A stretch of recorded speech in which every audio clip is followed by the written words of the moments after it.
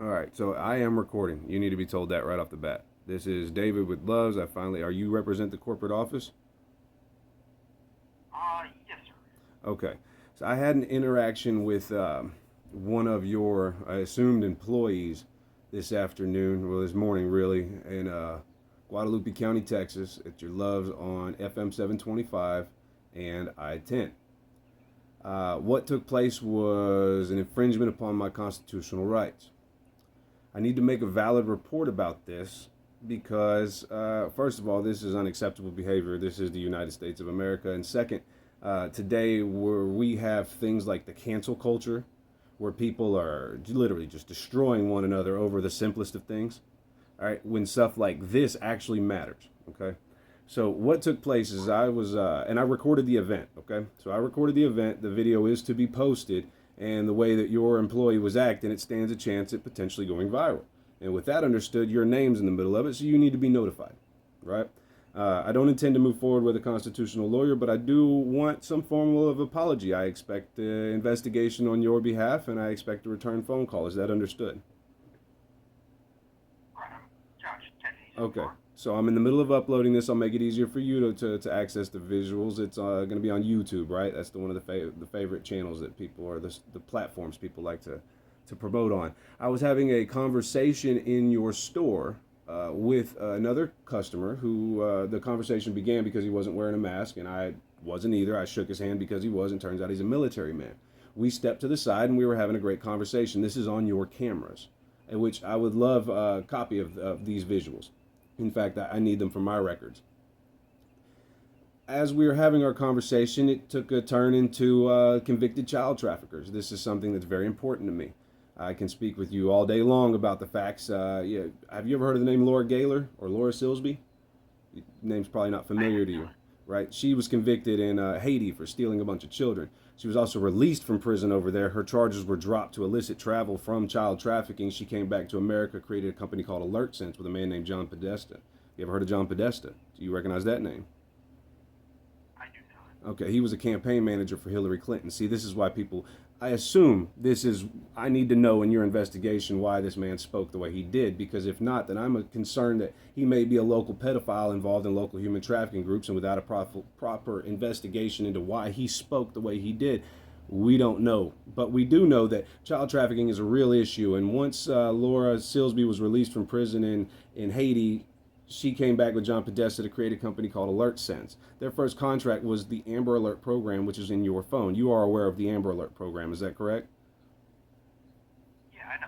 Okay, yeah, everybody in this country is aware of that. So, with 400,000 children a year on average disappearing in this country, and about 10% of them never being heard from again, that's about 40,000 children. Our phones should be ringing about 1,000 times a month, but it doesn't.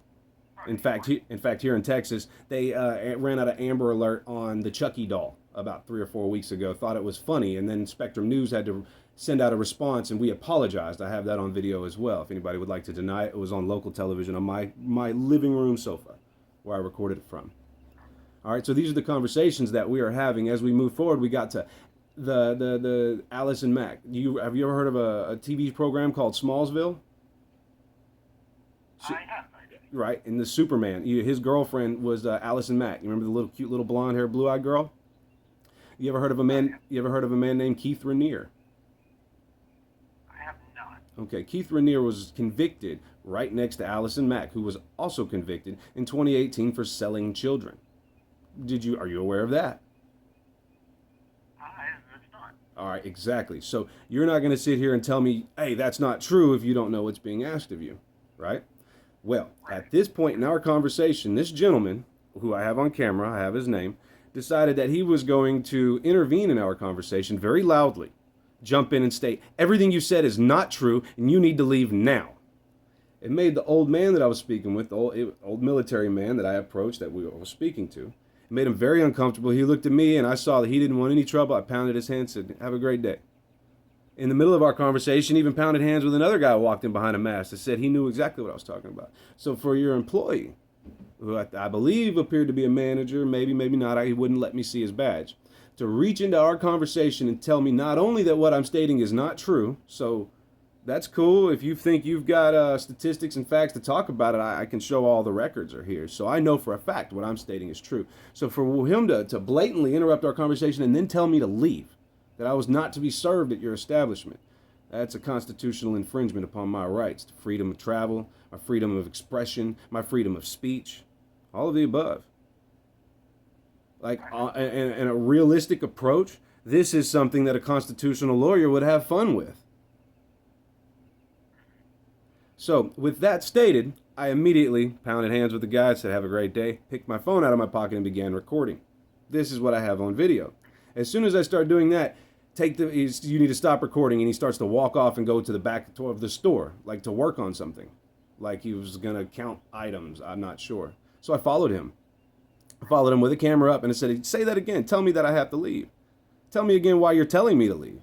He looks at the phone and he reaches out to grab it. "I'll take that from you." I said, I back up. I said, "Man, if you're not careful, you're going to go viral." Especially at this point. There are over 78 million people in this country ready to tell you exactly what I've just explained to you and what I've just educated you with. There are over 78 million people that are wide-eyed and bushy-tailed to what's going on around here. Okay? And the fact that this man gonna reach in and state what he did and try to stop a conversation and then tell me I have to leave like I wasn't going to be served, I immediately told him, "You need to contact the police. I need to speak with law enforcement now." First of all, I understand the games with the mask that they try to play. When everybody try to kick you out, you have the police come and they have to fucking take reports on, excuse my language, but they have to take reports on everybody there. What's taking place is prejudice. So what took place here was a bit more past prejudice. This was an infringement upon my right to freedom of speech.